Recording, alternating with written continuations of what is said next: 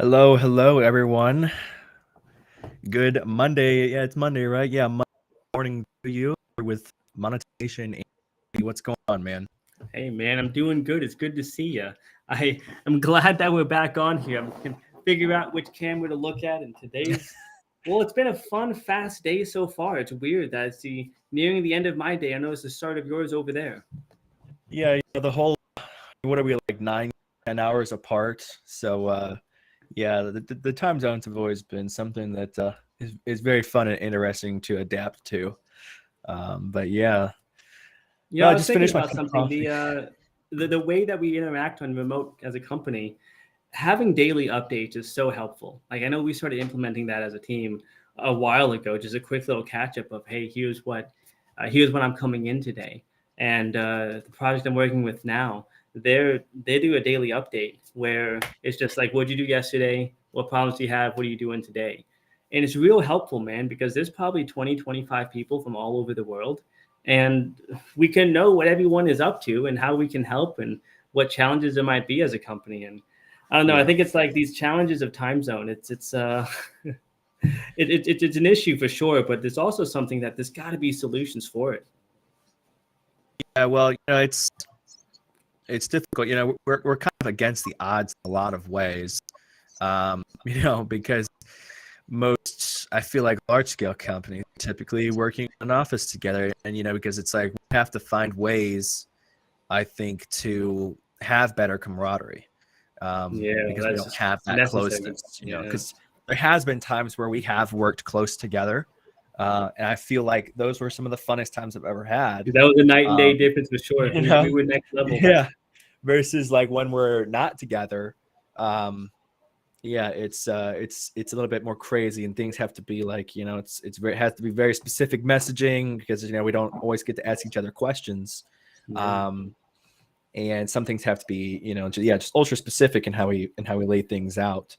And especially being in the crypto world, where it's like, for all we know, things change basically like every 2 hours, and so it's like, okay, Well, how do we especially in set the up to NFT space. I know prove you for were that? talking about you had hit me up this weekend talking about some drop of some whitelist. And I mean, we literally build data managing feeds management systems, and there's still a crazy amount of stuff. I'm curious, man, what's going on in that world with how fast it moves? Um, Yeah. Well, it Maybe we seems, can take some notes from that. NFTs have been kind of in a rut for a little bit, but then it was like Azuki came out, because now it's like NFTs are going like hardcore anime, which is pretty funny. It seems like some of the bigger NFTs right now are just anime. And so Anime I is a missed out huge on, niche, though. That's a yeah, lot of people in it. yeah, for sure. So I missed out on Azuki, and so I'm looking at a couple others to buy into right now, particularly like Akuma Origins. Sounds pretty cool. They're still around 1 ETH, so not relatively inexpensive, or yeah, not relatively expensive at all. And then the other one was, I'm trying to pull it up here. My phone is slow as balls right now. Thanks, Apple. Thanks for helping me out. New Apple phone, and can't even get like. I mean, I guess I do have 60 tabs open up on my phone. Minor details. That might be slowing things down a little bit. Yeah, there's a couple NFTs. I started out in the NFT space, and Well, I mean, you dominate. I uh, remember you had created this crazy system. You look like the dude with the conspiracy chart everywhere, yeah, dots connecting all yeah, these different lines, and I was, it's something where the amount of changes. It was like every 2 weeks, something that was, your big red circle in the middle was then grayed out, and you had a whole other ecosystem going. So I'm just curious, for yourself, going from a traditional, I say traditional marketing, but like digital marketing, but very, very structured in the way that you have your professional market, you have your hipster market, you have I don't know, whatever these generalized markets are. While in NFT space, it's not even categorized by market, but it's also what is the trend of the moment. And then it's not logic, it's not the highest quality designs, it's not the biggest community right. because there's a lot of fake bots and stuff in there. It's not the highest floor price necessarily, because these things can be inflated. There's a whole bunch of elements to it. So I guess I wonder since you've been through the whole gamut of beginner to crushing it in NFTs to now being, something of an analyst in the space, how do you suggest that people break that down and keep up with things, even on a simplistic level? Let's just say, not a corporate one. Well, from like one perspective, in the same way that people would invest in cryptocurrency, sometimes it's just buy the rumor, sell the product. It's yeah, because there's even like Azuki right now, right? I don't think there's a lot of like utility, around Azuki. There's been like a recent airdrop, and the airdrop is selling for like 5-6 ETH or something like that per like of the airdrop, and it was just a dumb box with That's like gnarly. I would say the lore of Azuki is really good, and that's the same thing with like Akuma, and why I want to get into that, and possibly Kiwami. Now, Kiwami is actually Japan, its origin in Japan, so that's one reason why I'd be interested in that. I think anybody can make it in NFTs, but I think it definitely requires some serious time if you really want to. So like break that down for someone, because I think a lot of people are trying and most people are failing from what I'm seeing.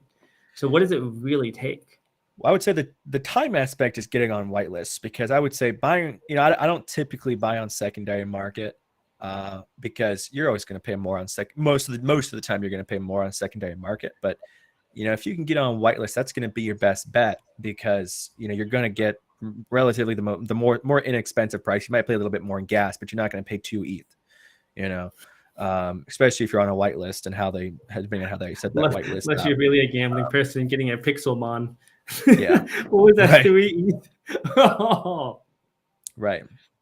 So I think that's the biggest aspect of time that's required, because honestly, yeah, it's impossible to call the next blue chip. And so it's kind of like you just have to kind of buy. You have to have a little bit, I think, like I started now, I lucked out big time, because I only started with $500, and I think I 56x'd that by the time I kind of stopped spending as much time on NFTs and started focusing more on like the actual day trading and crypto market and the crypto market. And so far I'm up I think I'm up at least 20% this year so far in crypto, because I started focusing on that. And again, it's just buying trends. It's risk averseness based upon TA and just looking at overall market sentiment. But it's kind of the same with crypto as well. You're looking at market sentiment, like what are people saying about this? You got to be really wary of rug pulls. And luckily now there's a lot of people coming out. Like there's a Twitter account that's just dedicated to researching rug pulls, which is really great. Yeah. Because that's the worst feeling. I've been rugged twice now. No, 3 times. One of them was, I think, unintentional. The project just kind of died.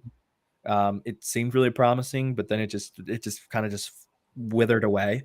And So, 2 were like real rug pulls.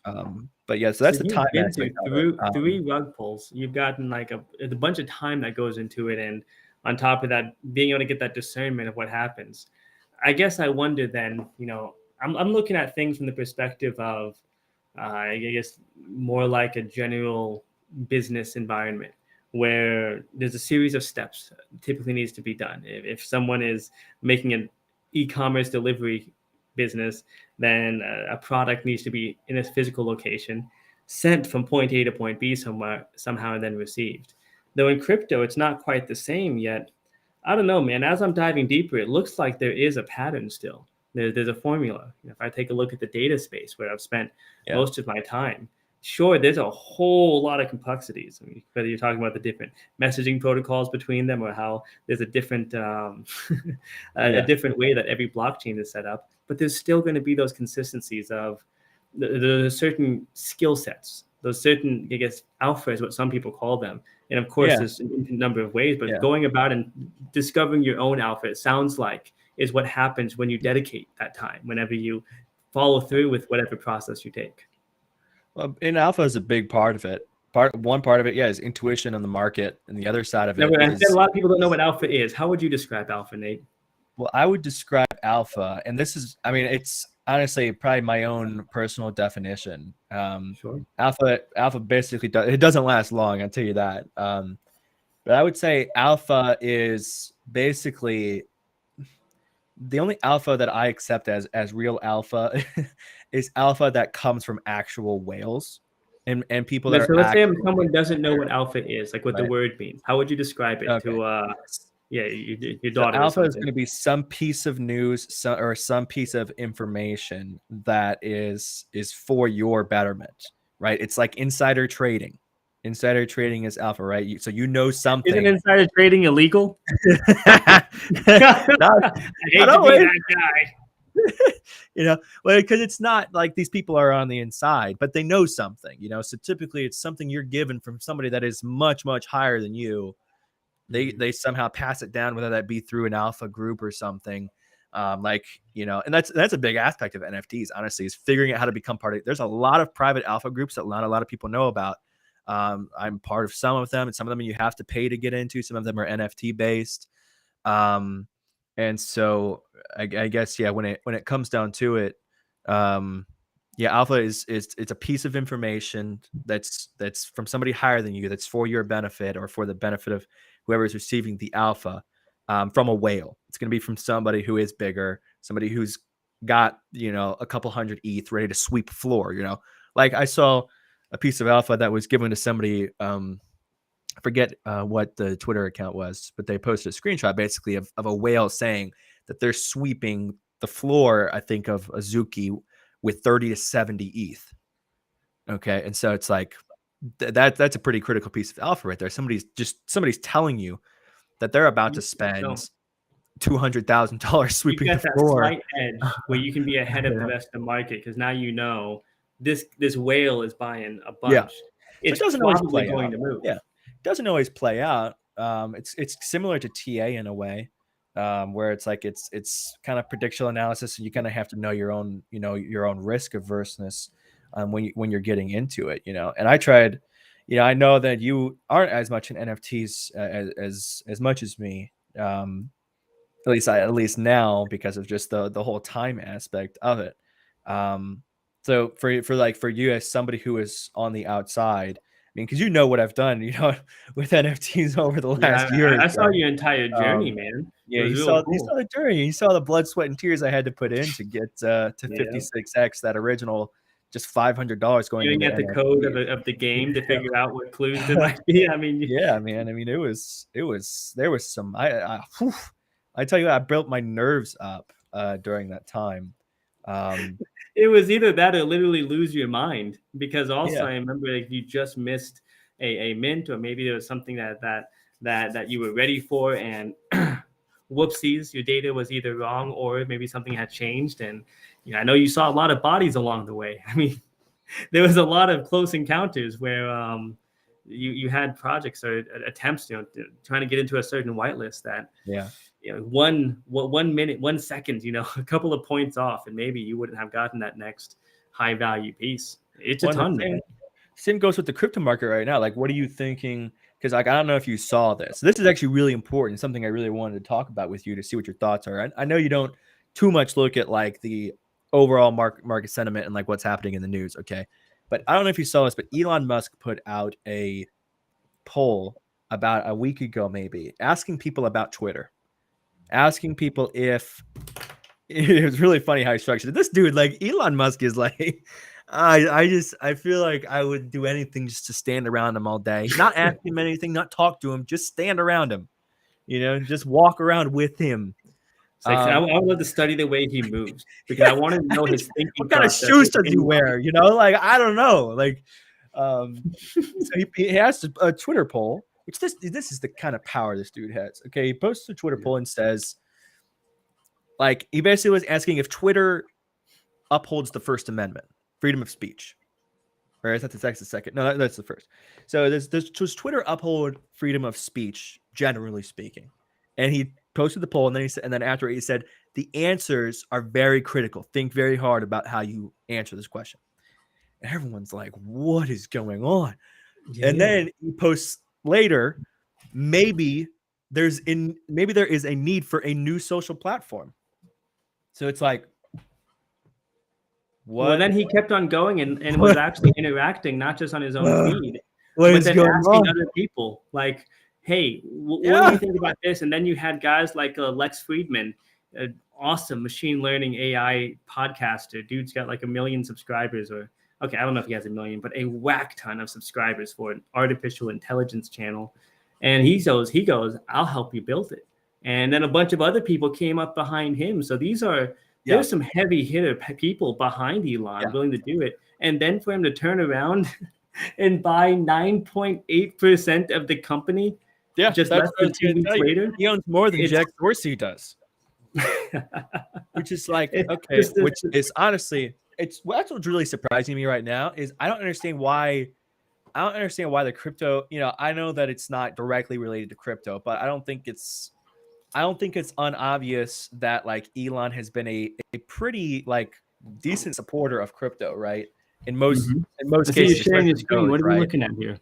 So I just want to show kind of just what's going on with the market right now, because I'm honestly a little bit surprised that the market isn't more up. Even though it doesn't really necessarily have to do with crypto. Elon Musk buying a portion of Twitter, I think, has some underlying effect, I think, because if you think about what Elon thinks of Doge and you think about what Elon thinks of Bitcoin and ETH, but especially Doge being a social coin, I would think you would see, honestly, the market kind of up a little bit. It's not, it's more rumoristic thinking, right? It's not Yeah. thinking, it's not logical at all. I'm just surprised that we're dipping a little bit. So the thing It's that gets perfectly me, healthy, and but I'm surprised. when looking at a detail like this, Elon Musk investing heavily into Twitter, the crypto news world, yeah, they'll be able to latch on to something like that and share the information as far as this happened. But as far as is that going to make a major benefit to crypto, that's questionable. I mean, we've had Do Kwon buying literally $100 million of Bitcoin every Yeah. day, just What are your like thoughts clockwork. on that Another too? 100 mil, and then there's What are other your thoughts projects on that? behind it. Because Oh well, I mean, that I was see a lot of, a you domino, know, to tell you. I Be see a lot fair, of back and forth where it's like the reality is like, okay, you have the Bitcoin Lightning Network, okay, sure, but there's not a lot of people building on Bitcoin. And so like what's weird is like, okay, if Tether is backed by Bitcoin, but Bitcoin doesn't maybe have a future, or maybe it's something that not a lot of people build on because it's ridiculously slow, um, comparatively to a lot of different projects. Is that the best thing for Tether? Like, couldn't that really make Tether sink? so real Like, quick, this will be a bit you know, awkward. Do Kwon is the one that founded um, Terra UST, Luna, right? Terra Luna. Yeah, yeah. Yeah, So it's something where that's totally different than USDT, where right. Terra Luna is going to be an algorithmic coin that is, they've got a bundle of various assets, of course, mostly cash equivalents, but for them to branch out and to diversify upwards of what looks like closer to 10% of holdings into Bitcoin, that's a statement not only that Bitcoin has a long-term value, and of course, there can be questions as far as what is that value, but well, I think that's a whole conversation unto itself, but to lay it up real quickly, the ability to actually store value. Long periods of time can never be shut off. And at this point, anything that can take it down would have taken it down. And just hours and hours and hours of Michael Saylor indoctrination that could break down why Bitcoin is awesome. But as far as a Lightning Network effectiveness, it doesn't have to be the fastest, most scalable smart contract platform in order to be able to store value. It needs to be able to be reliable in terms of will it continue to exist and fulfill its nature, fulfill its role. In this case, when we're operating in a world that has already been printing money into oblivion, we've been talking about inflation and people have been screaming about it for Yeah. years. Now here we are at the cusp of 10% inflation. And that's the official numbers. It's like at 8% right now, but come on. These My numbers aren't point accurate. is though, my point is with Bitcoin is how do we keep it from becoming like a fiat? How do we What do keep you it mean by from, that then? because it's like, if you think about a lot of other projects, right? Like if you think about, you know, basically anything that's building technology like Polkadot or Avalanche, like they have technology that kind of, and user ability and stuff. And that makes people want to use them, and that gives them a store of value. But if nobody's building on Bitcoin, so slow that it really can't be used as like a payment processing system or for payments generally, because it's so slow, like So I think it's how do we something keep it? where How do we keep it from becoming basically? I'm not saying it will be that. I'm just thinking ahead, maybe 5 to 10 years, and thinking like, how do we keep it? Because right now it fiat sounds isn't really awkward, backed by man. anything, and that's why it's basically worthless at this point. Or it's on the I road think to it's being something where you worthless. should probably dive a bit deeper into how far they've progressed on Lightning Network. And even if, let's just say the Lightning Network didn't exist, but it does. But let's say it doesn't. And Bitcoin was 30-minute transaction times, and they cost anywhere from 10 to $30, which is about the range it can be.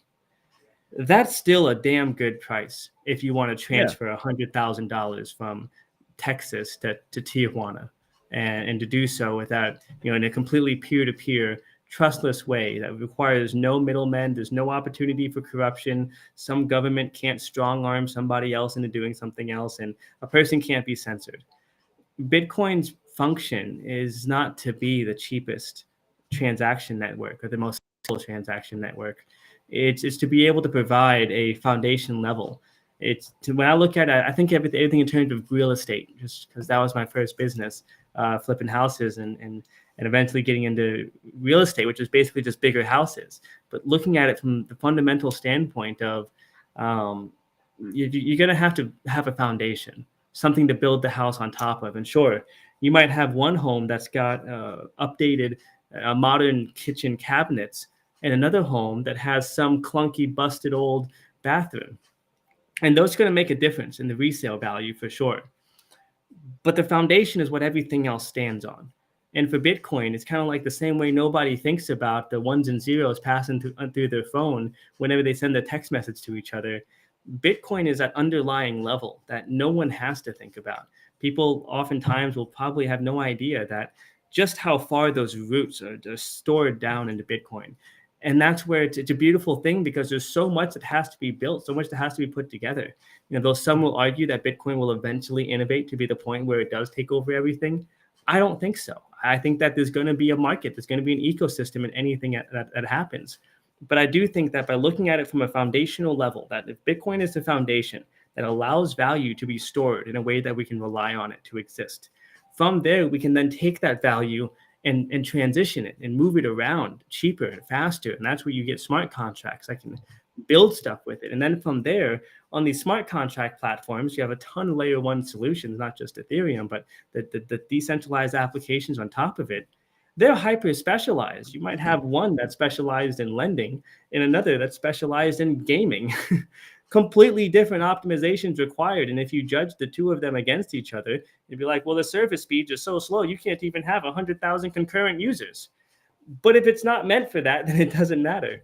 So the point is, depending on how high level or low level a person is looking, well, I guess it's the same approach I take when it comes to looking at how to understand investments.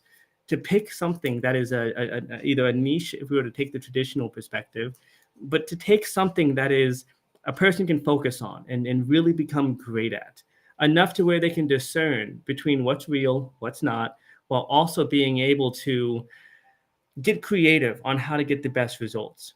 Kind of going back to that conversation about alpha, I think one way to get alpha is by accessing it through a network and influence. But another way for alpha is expertise. And that's one way, I haven't had a great success in terms of trading.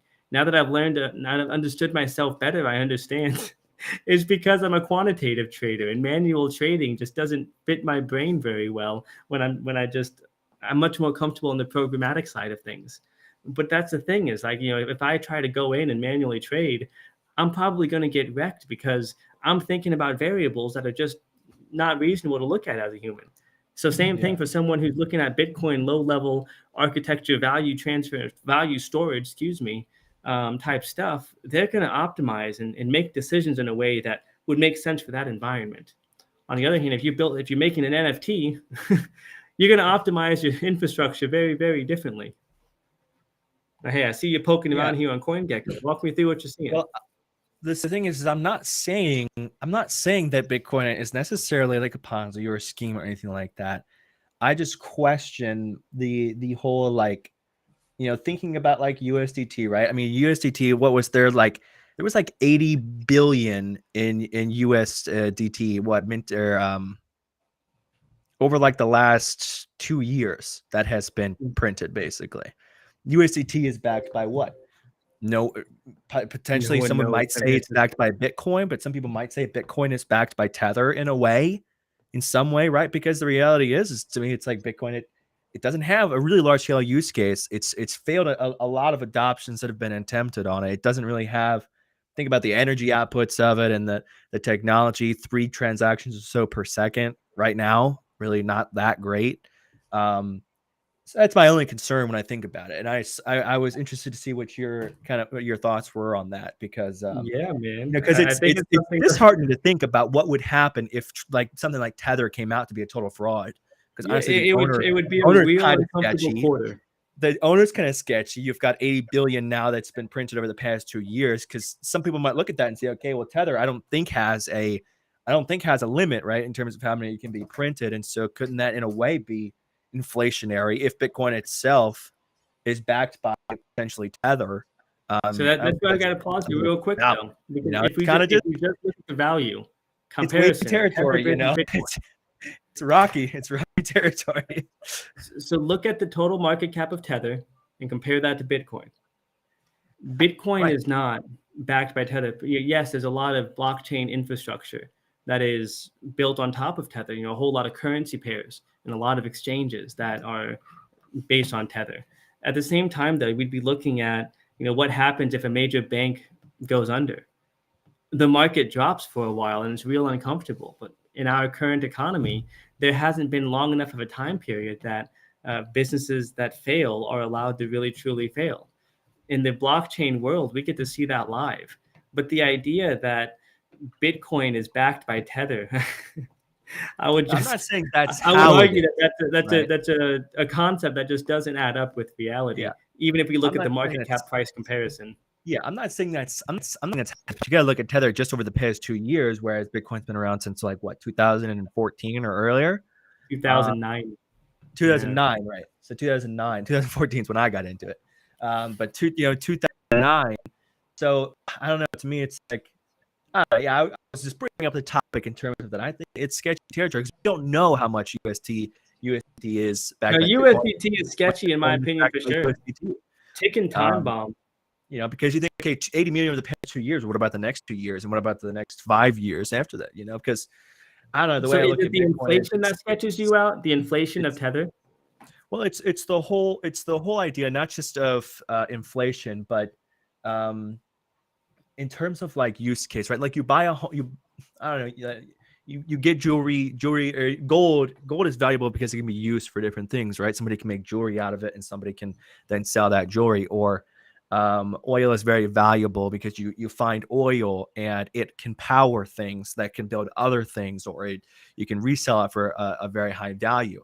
But then when I look at something like first off USDT, which I think does have a strong Bitcoin foundation, and then you look at Bitcoin, where uh, You say, I, well, just, no I, one just don't, knows I what don't see the Tether. infrastructure layer of Bitcoin being some like being that next level, because no one can use it for anything, right? If you buy a Bitcoin, what can you use it And for? I real don't quick, think you, you can you stake it. keep You can't sharing and stake no it. one can use it. You know, That's the part I'm trying to figure out, because it's kind of like if I judged if I judged a fish by its ability to climb a tree, I'm going to think that fish is broken, useless, complete. Just it's not going to survive long if I think it needs to climb a tree well. But if I judge a fish by its ability to swim, now that makes more sense for the thing that we're looking at. The idea that Bitcoin doesn't have value, I would say that there's a lot of people with billions that would argue otherwise, because the value is different. The value isn't there to be the number of transactions per second or even the price of a transaction. In fact, based on the purpose and function of Bitcoin, a transaction being a little bit slower, let's just say it's an hour long for a transaction, inconvenient. But if a bank is able to transact $1 billion within an hour and know with complete absolute certainty that it's going to go from point A to point B and nothing can stop it, Nothing on this planet is able to halt a person sending something value from point A to point B. That's what Bitcoin is for. So if it's judged based off of its scalability, perhaps, yeah, no, it's not going to make a whole lot of sense. Kind of like if someone was judging a CryptoPunk 2 years ago, it would probably seem to be a pretty silly concept. But if we consider what might a CryptoPunk be worth 2 years from now, that scarcity really kicks in something mean. And with Bitcoin, to have it to where more can't be created, maybe more Tether can be created. Lord knows what the hell is inside of those coffers. It is one of the big looming black swans of crypto. At the same time, it's also something where Bitcoin has had the entire planet, governments, companies, everything that could exist here on the planet Earth besides quantum artificial intelligence has taken everything it has with a massive financial incentive of more money than entire nation states at hand for the person who can break Bitcoin. And that ain't happening yet. There's been a couple bumps in the road, and that has made it stronger when people have recovered quickly. So it's just one of those things where I think when one's looking at the market, it's real important to look at, well, why does this exist in the first place? And then what are the specifications by which to measure it?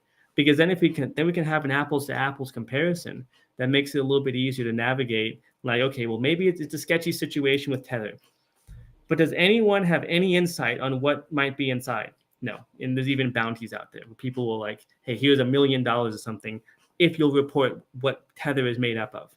Unfortunately, the conspiracy theories go everywhere from, it's a whole bunch of Chinese like Evergrande stock or something, all the way to it's just bullshit corporate bonds or something. Well, but I don't disagree with everything that you're saying. The issue that I have is just looking long term. I can't say that store of value is enough to, because I think we know, first off, we know the majority of transactions of basically everything is bots. We also know that traders and maybe even people that own billions of dollars in Bitcoin are potentially not just buying it for its technologically ability, but buy the rumors, sell the product. Yeah, I would say the $1 billion folks are typically buying it as real estate. They're buying it as agriculture. They see it as land, and they're just holding it to let people build on top of. Because if we take the intangible, but nobody's building on top of it.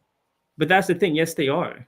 Ethereum, Solana, all of it comes back. If we just take a graph architecture and look at how the nodes are connected in terms of the transfer of value, it's for the vast majority of it, value comes from Bitcoin because the Bitcoin is able to store value.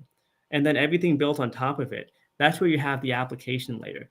Kind of like how most people don't worry too much about what's going on inside of their, random access memory, and just how efficiently are we incarcerating electrons at, billions of times a second.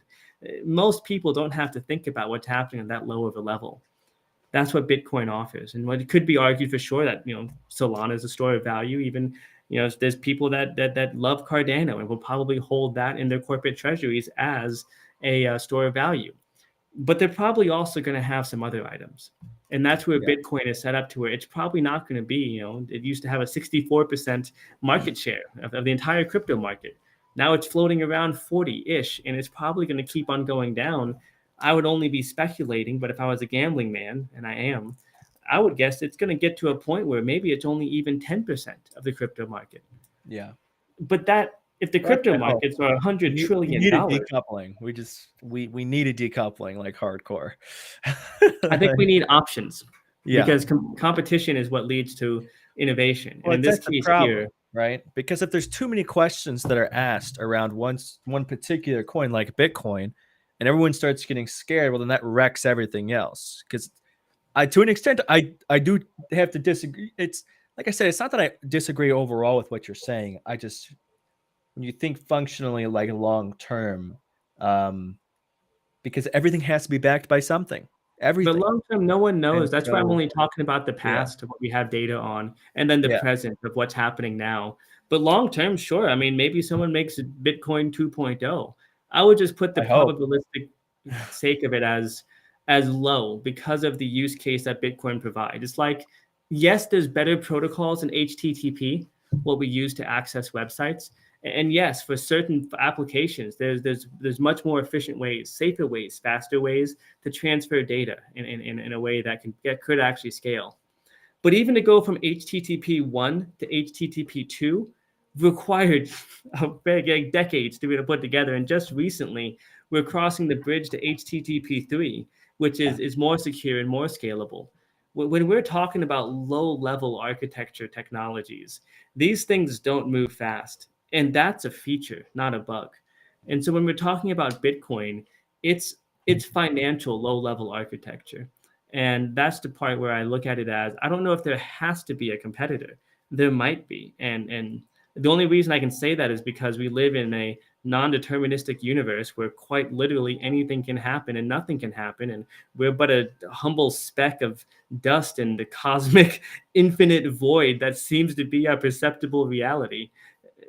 Who knows what's out there? But what we can notice is that usually there's one major leader in a market, and the 800-pound gorilla that just dominates most. But that market doesn't have to be 50%. Apple crushes, and they've got like an 8 to 10% market share, depending on the Yeah. year. Yet they are still the predominant leader. So it's probably going to be the same thing. There's going to be Bitcoin. There's going to be a whole bunch of other stuff, and you'll have a community and a tribe around each one of them. There'll be pros and cons between them. And as an investor, I don't really give a shit who it is that wins or who it is that loses. I want to No, know it's true. where I is don't money going to I be don't care made. either way. I just want to like pick and point and ask questions about stuff that maybe people aren't thinking about. I Yeah, personally it's still a don't good I still dialogue. don't see the overarching value. I still don't see how it can't eventually become a fiat over time, because we're still in too short a time period to say that Bitcoin is the 800 Now, what pound do you gorilla. mean by becomes a Um, fiat? Because fiat, by definition, is that there's not something that's backing it. While Bitcoin is backed by itself, there's a finite amount of it that's able to exist, and so that was the so entire that's it. premise. But that's it, right? I honestly, like with Ethereum, right? Ethereum, has its burn calendar, and even if there can be more that can be recreated, we know that a lot of people are burning them, and so to me, that's just backed by But we're going itself. back to That's not inflation. But enough. inflation isn't what a fiat is. So We that's why I could was wondering, say what is we could your say the definition same of fiat? thing. We could say the same thing about the dollar, right? The dollar is backed by the U.S. government, but if the U.S. government fails, No, but there's you no know, tangible, like with a Bitcoin, you can notate, quantify, and verify that there is an explicit number, an amount, a volume of Bitcoin yes, that cannot be changed. But yeah, when it yeah, yeah. comes to Or maybe government, inflation. there's no Inflation's not the right word. quantifiable. Yeah, that's Inflation's why I not the said, right what word. is your definition of fiat? Because I think understanding that Inflation's would help. sorry. Inflation's not the right word. Um, I guess the issue that I see long term is it's overall. When I say fiat, I mean it becoming like a fiat in the sense that people have less people have less emotion towards Bitcoin because it's not built or backed by anything but itself. And what kind And of to me, emotion, like the laser eye rituals, or well, it's the ritual emotion? emotion of first comer. It's the emotion of like just overall market sentiment, where it's like, I don't Oh know. I yeah, feel like Bitcoin how's has that Bitcoin catchy doing? term. Bitcoin has that catchy terminology name. It was the like original white paper. It was, and Michael Schramm, started the first exchange or whatever, and he's like, or he was one of the, like, I guess, original founders of the Bitcoin Foundation and stuff. So it's like I get all of that. Um, it's just my worry long term. Yeah, Um, you remember that TV show, the Fairly Odd Parents? yeah, There was a running joke in that show where Timmy would would end up with some random crazy thing. There'd be a castle in his backyard, and his parents would be like, "Where did you get that?" Thinking he stole it or something. And then his answer would always just be internet. I don't know, internet. yeah, And at the time, I remember. Yeah, that joke was hilarious because the internet was still kind of new. I mean, there was, I think AOL was probably a thing at that point. Maybe AIM, like in the early days of Fairly Odd Parents. And then before that, you had Zynga. Social media networks really wasn't even a thing. I think we had just gotten off the cusp of the guy that sold a pixel for $1 on his website. The point is, the internet wasn't known as like you have social media and you have e-commerce, and you have like navigation and mobile apps and all of these different sectors that now are not just the standards, but entire economies unto themselves. Back then, it was all just internet. Oh, it's on the internet. Oh, don't put your credit card on the internet. The internet's a dangerous place. It was always about the internet, just because people didn't have the awareness yet of what it's made up of. That's kind of what Bitcoin, in my opinion, is the blockchain. People think of blockchain, they think of cryptocurrency, and they think that it's all built on Bitcoin. When the fact is that there's a hell of a lot of different types of blockchains Well, yeah, that there's are a lot not of Bitcoin. different chains. And that's why when I bring up like the value foundation, it's not that they're physically tied to Bitcoin directly, because they're completely independently And built. Bitcoin kind of started this whole revolution. They standardized it, yes, in the same way the Standardized. internet. It's what is the internet? Okay, www Yeah. protocol, like it's the World Wide Web. Yeah. Sure, that's part of it, but it gets a lot more. So I see that, but I see that. I think it's a sentiment that could turn the other way, but I do see that, and I think Bitcoin isn't going anywhere for the Now, if short Bitcoin did go somewhere, crypto would be in a know. bad spot, my brother. Yeah. I mean, we're talking. Oh boy, Well, that's why I look at USDT, because if USDT backs themselves by a bunch of Bitcoin, or if if too many people transact Tether to buy too much Bitcoin with Tether, well, then it's like on exchanges and stuff like that. I don't know. That's where it's like it gets into the kind of like it gets in an itchy territory, especially if Tether keeps growing. But I don't know that. But that's besides the point. But yeah, I think that was a good conversation about Bitcoin as a whole. But yeah, I've been looking into the Lightning Network a lot and just been trying to learn more a little bit about Bitcoin. And you've always known I'm not a Bitcoin maxi. I don't think you are either. But it was just an interesting thing. It's hard to call myself a maxi, except for I'm an innovation maxi. Yeah, I want to see things get better and better. Yeah, same here. Like I wish, I hope that Bitcoin can do better, because I would love to see it. At least if the value can go beyond the store of itself, but could become an actual like transfer of wealth system to be able to use as payments, right? Like I know there's going to be some stupid central bank currency that they're going to want everyone to use, and I hope nobody uses it. I know most people in crypto I don't think will use it, which is pretty funny. For sure. Because I think the overall wipe our ass with it because it's digital, but I'm sure we'll find something rude. I think the overall sentiment of crypto is typically pretty libertarian and more freedom mindset, and more wanting to do less with the government and more as individuals. But I wish that they would accept some form of crypto, whether that be Bitcoin or whether that be USDC or something. Because I think the founder of USDC has been working with the government in some ways, like for sure, trying to figure things out. So I wish it would be that way instead of there being some central bank currency, because I don't think we need a central bank digital currency, because I think the government has proved over the past 3 months that they can look at transactions, that they can halt transactions just like they did with the. Unfortunately, logic doesn't typically resonate with folks here. Oh, I know. People do need to have some level of authority that they can follow, and it's something where the government has a position to maintain and a lot of power and precedence with which to do so. So it's one of those things that's like, I would agree that the government is far from efficient in most regards, but it is also one of those situations that's like, if we going back to this whole Bitcoin conversation, Bitcoin may not be the fastest, it may not be the most scalable, but it's probably not going anywhere. The government's the same kind of thing, to where maybe a CBDC, I think it's dangerous. I think we can take a look at just the history of the Soviet world and see what it looks like when a country descends into complete paranoia and surveillance of their population. And then we don't have to look very far towards the East and China to be able to get some stories about what that looks like when it is commercialized and weaponized against the civilian population. These aren't stories. It's not some episode of Black Mirror. This is actual life that's happening right now without central bank digital currencies. But fortunately, the adoption is very difficult for governments to force onto people. Part of, again, what that gravity I'm talking about, that foundation of what Bitcoin is. Because what people don't have in pretty much anything, not just any crypto or any company, it's anything in human existence, is that there's a verifiable, finite value to it. And that value is decided amongst the world. And I think that when it comes to major risk things that can happen, these regulations, they are already happening. They've been happening, and they're going to continue to happen. And that's part of the journey. Because like if I look back at 2017, and part of me, I wish I was there, because I'd love to be just stacked, having picked up. Yeah, I think we all wish we could go back to when everything was less than a cent and get stacked, right? I do think about myself. Like, the uncertainty.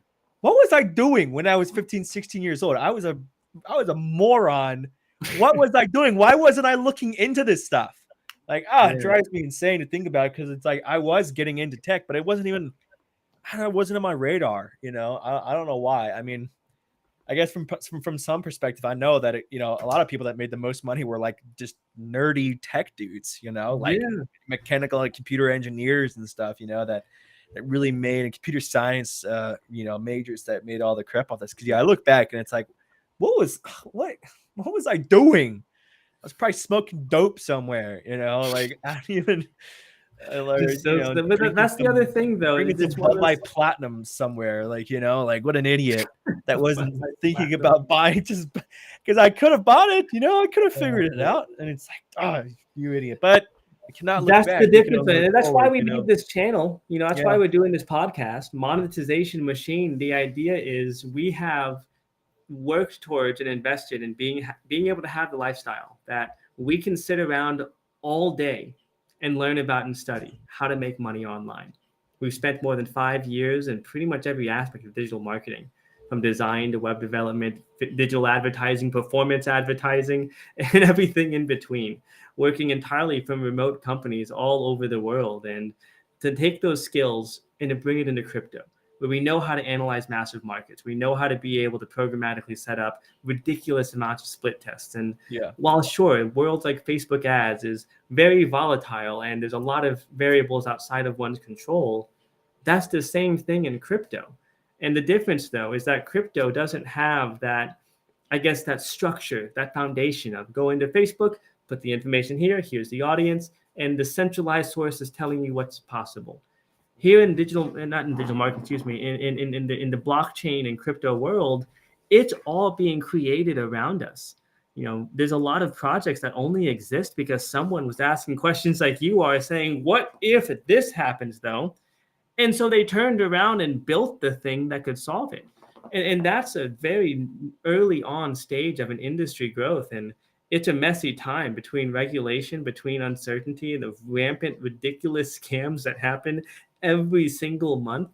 The idea here is that, well, as we continue to develop on our journey, because we are still new, this is a year in, we have half a decade of marketing experience, but crypto is ever changing, and we have our niches that we know pretty well, but we can take folks along that journey. And I mean, I'm excited to see who we get on our podcast. Let's get Anthony Pompliano on here and ask. Let's tell Anthony Pompliano that Bitcoin has no value and that it can't transact very well. I would have loved to see his response. I'm not laughing at all about what you're talking about. Sure. I'm laughing that Elon Musk just tweeted, "Oh hi, LOL."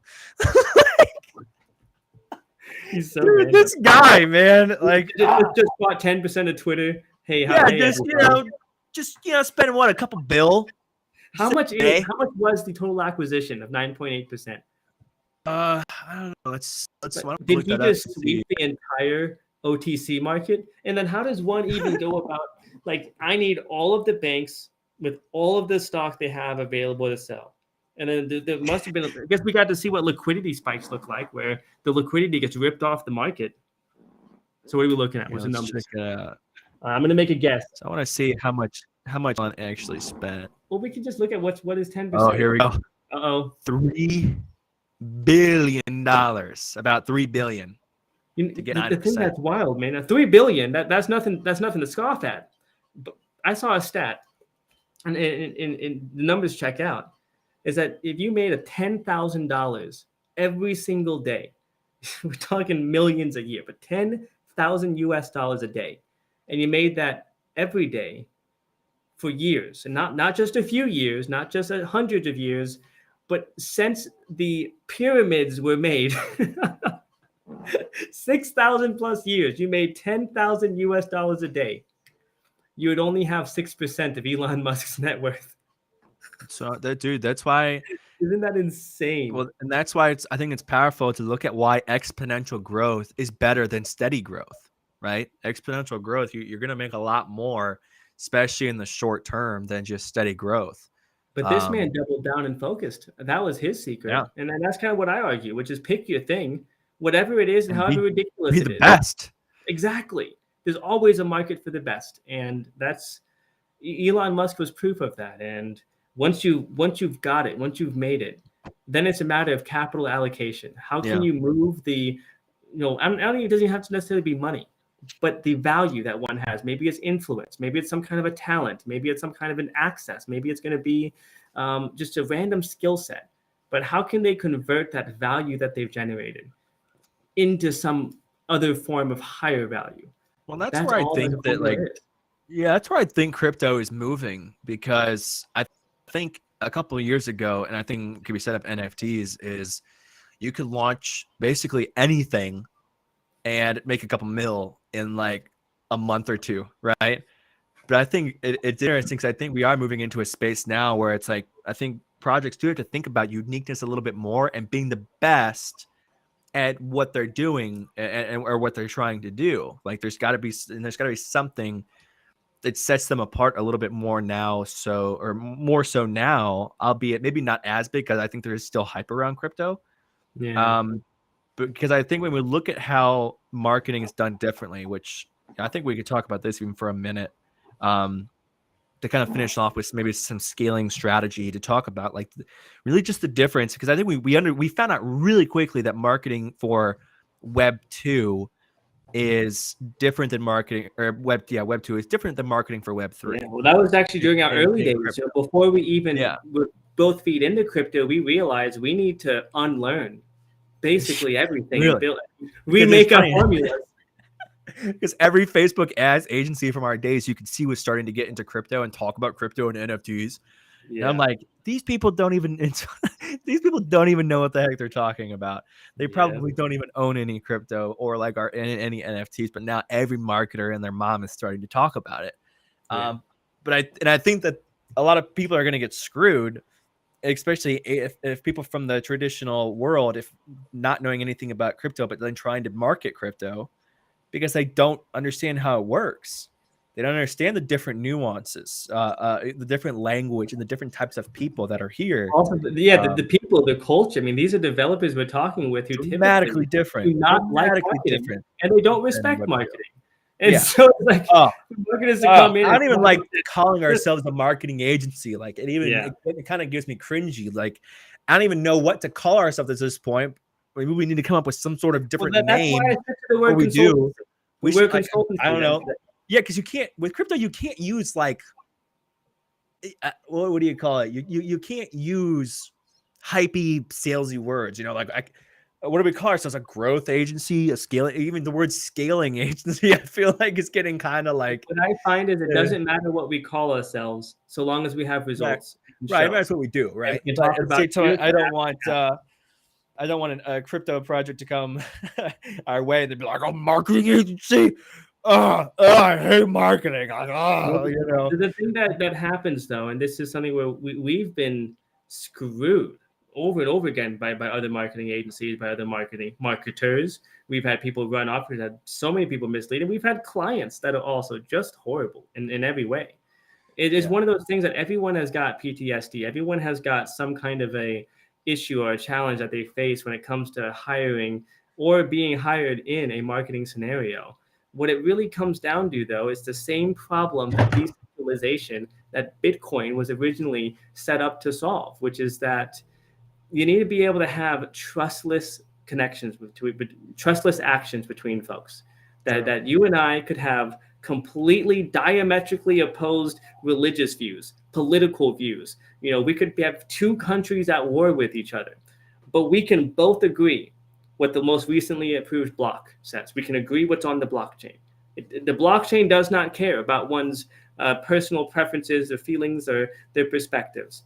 And by having a single source of truth, by having something that is untaintable, that's what makes it to where a lot of creative things are possible to exist.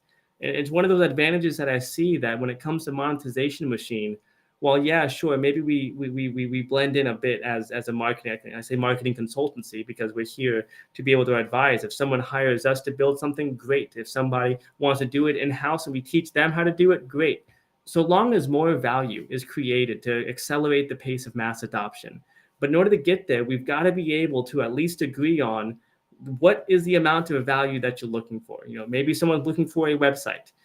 They hired a couple other people. That website was terrible. And so now they're a bit skittish on who to hire again.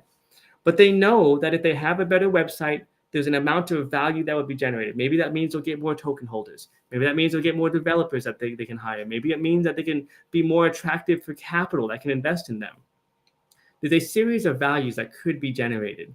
And the thing that happens, unfortunately, is that the same way that crypto is a pretty non-tangible environment where it can be tough to quantify what is the value of an arbitrary token. The same thing happens in marketing. What's the value of a website? What's the value of a video? What's the value of documentation that's usable for your product? The thing about it is these are hypothetical values. And so what happens with so many parties, unfortunately, is they say that because it's hypothetical, then it must be zero. But you and I both know that there's a hell of a lot of NFT projects that have taken an obvious shameless rug pull and stacked millions because of a good website, good messaging, and good content. And the fact is that you don't have to be scammy and sketchy to succeed. It just means that maybe you should take a look at, well, how does one succeed? And what can we avoid so that we don't blend in with the rest of the cacophony of ineffective content that is plaguing the current crypto markets? True.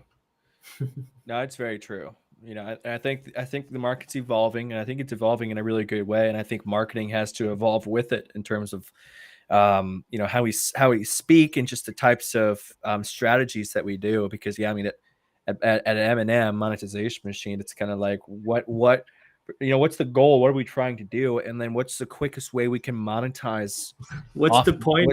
What's the best? What's the point people of ask, all well, what this? would you Should be do? to make money. How do we monetize off of that? And I think all of these strategies are, it's not, and it's like, even when we said in the last podcast, it was kind of like, it's not that we're trying to like dramatically, it's not like Web3 is some like dramatic, flip on its head version of Web2. And we're not trying to make like Web2 companies just convert just massively into this new type of thing. It's just a different structure. It's just like an evolvement into something that is new and something that is better, faster, quicker.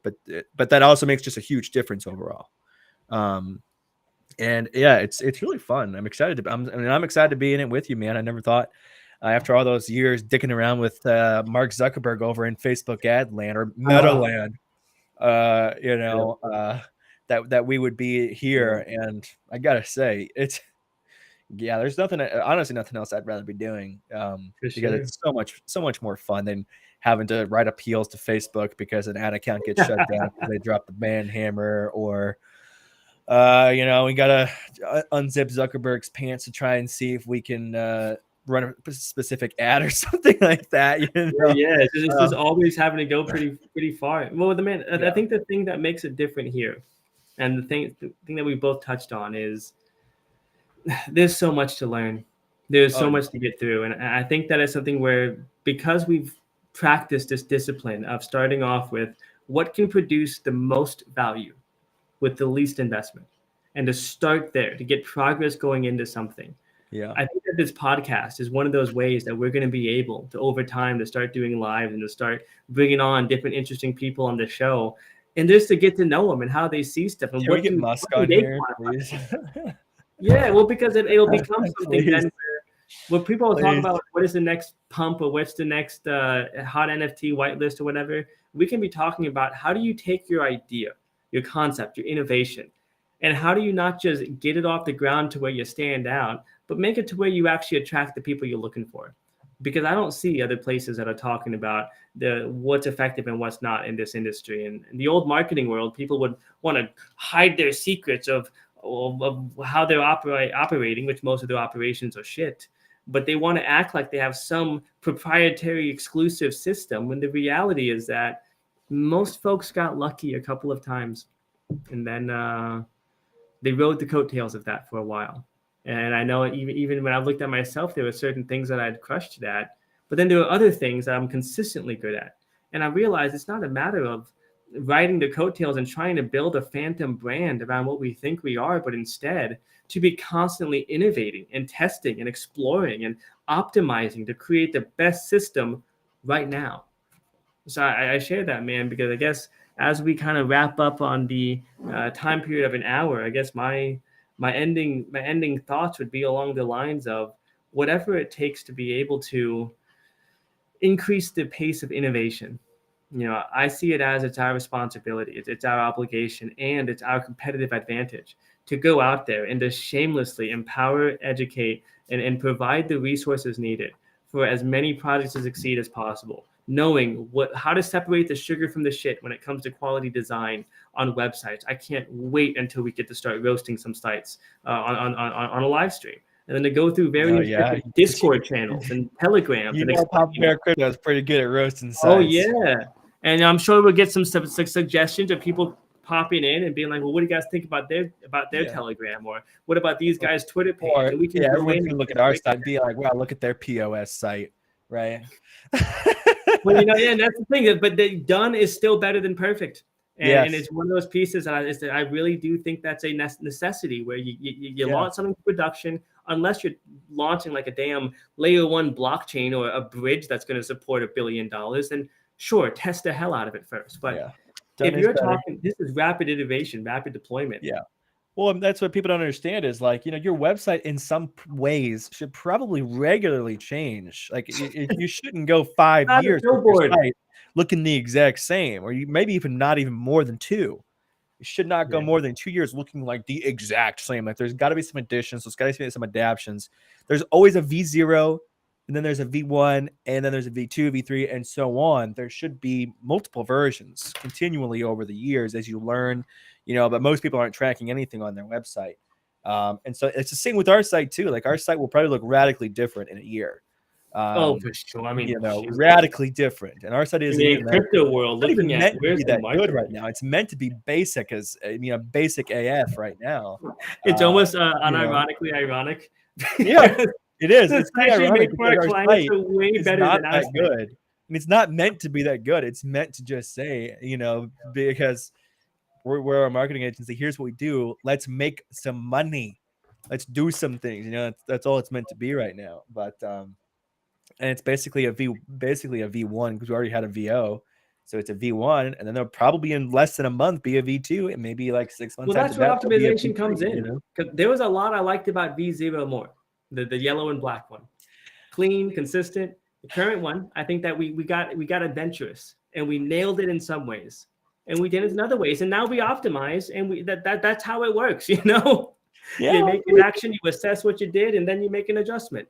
We can agree to, you know, we can agree to disagree, because I thought the VO basically looked like what a dog crapped out that morning. I'm only looking at it from an effectiveness standpoint. I don't know. I'm biased. I hate the color yellow. I hate like websites that are yellow. I hate yellow, white, and black.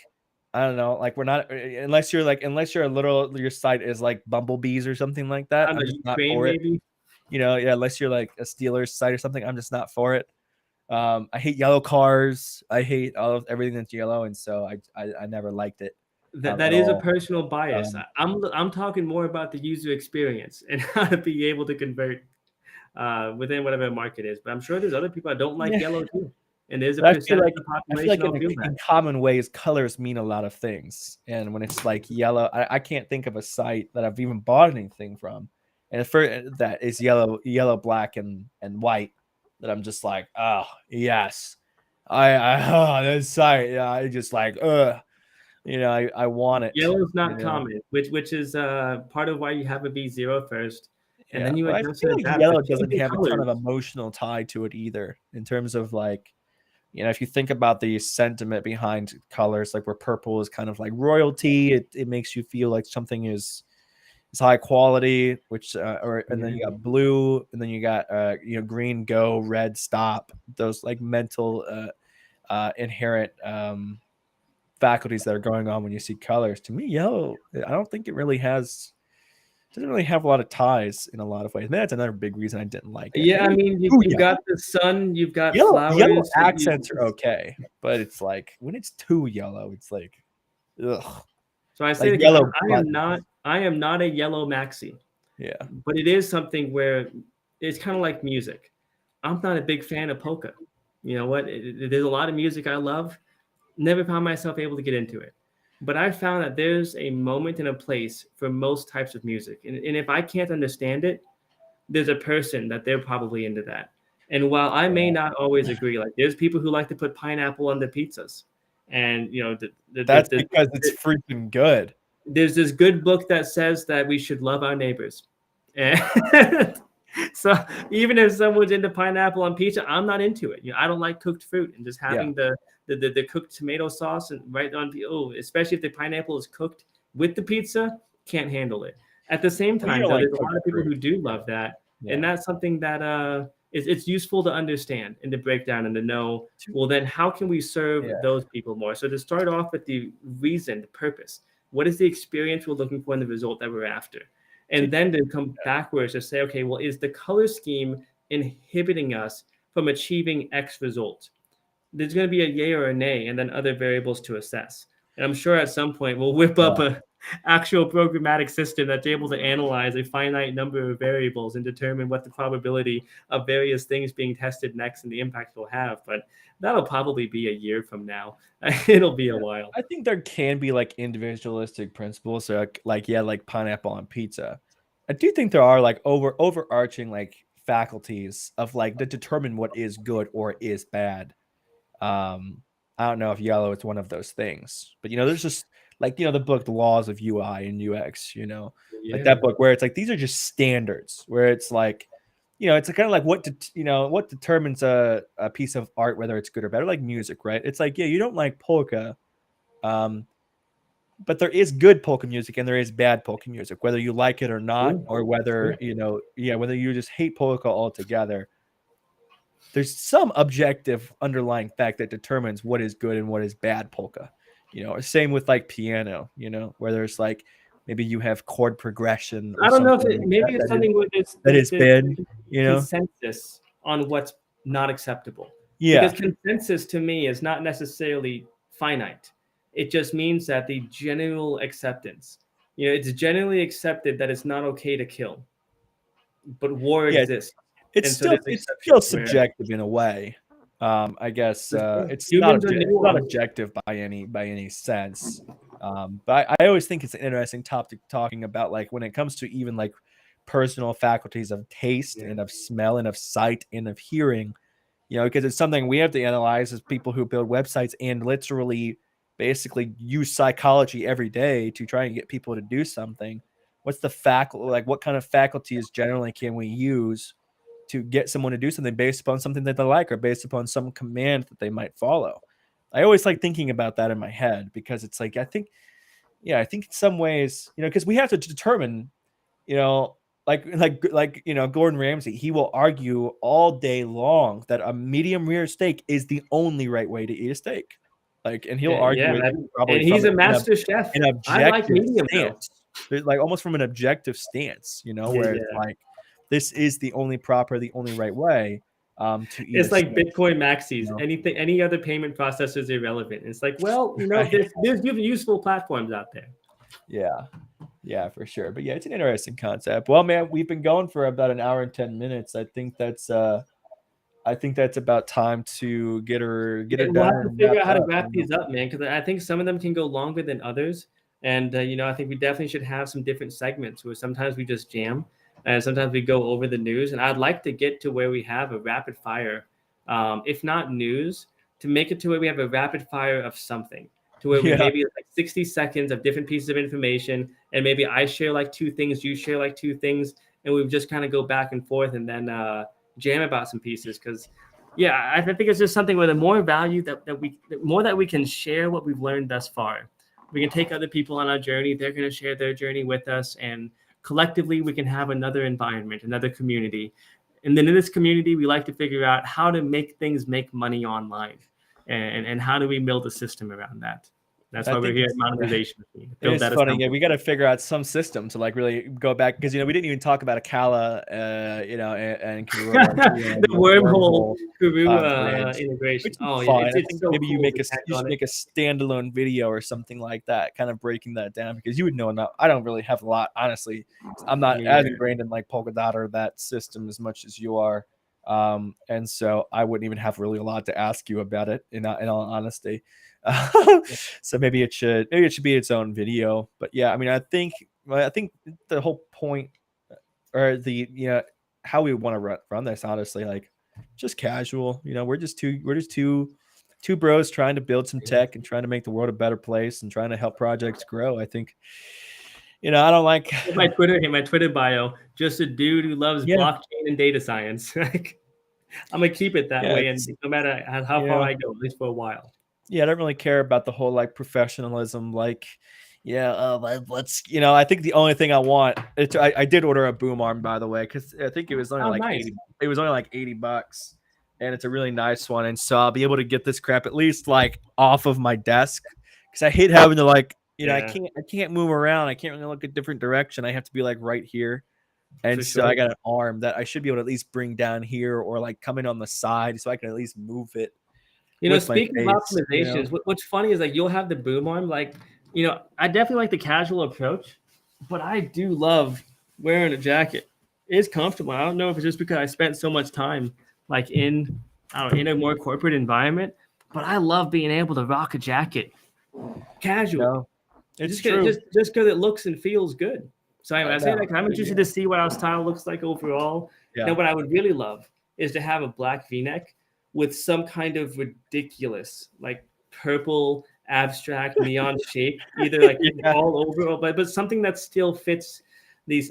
I don't know exactly how it would look. I'll have to find some strange modern minimalist designer who's able to figure out how to take a very high quality V-neck and turn that into something abstract and weird for the kind of crypto community type dude. But I think we're all a little bit autistic in this industry. So I noticed that True. the colors of way we dress can be pretty dynamic. Very true. Yeah, but it's really fun. I mean, I'm on that same wavelength. Like I enjoy it in a lot of circumstances, dressing up and being a little bit more nicer looking. I care generally about that. But yeah, you're always rocking that suit jacket, man, and you rock it good. I'll tell you that. Appreciate it, man. Yeah, I enjoy it. If I had a choice, I do have a choice. It's like no one forces me to wear a jacket since Yeah. 2012. No one forced you to have such a beautiful beard, but you just do it. You just rock Yeah, it. just blessed. Well, brother, thank you so much for your time. It's been cool hanging out with you.